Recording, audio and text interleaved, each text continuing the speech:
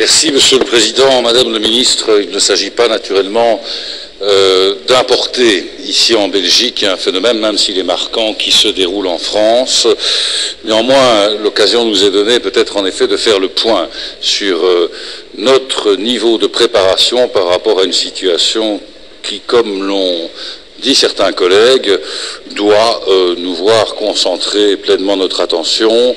Je vous l'avais dit, Madame le Ministre, dans le cadre du débat autour de votre note de politique générale, je regrettais que la lutte contre le radicalisme ne soit pas présentée comme une de vos priorités.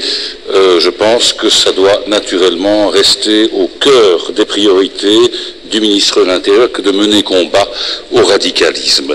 Première question, Madame le Ministre, et un certain nombre d'intervenants français ont pu l'indiquer. Il semblerait, selon eux, que les personnages qui reviennent des voyages de formation djihadistes au Pakistan, en Afghanistan, reviennent par la Belgique et par l'Allemagne.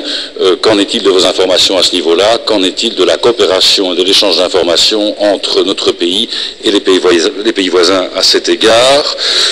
Nous avons pu évidemment tous avoir un rafraîchissement en ce qui concerne les chiffres des personnes sur le territoire belge qui ont suivi ces filières djihadistes. Il serait, selon la presse, autour de 10. Qu'en est-il précisément du suivi lié, de la surveillance liée à la présence de ces radicaux sur notre territoire? Certains sont-ils en prison ou pas? Je rejoins dans ce cadre-là la proposition que j'ai pu faire relatif au prosélytisme islamiste dans nos prisons, quant auquel j'interpellerai plus précisément le ministre de la Justice à cet égard.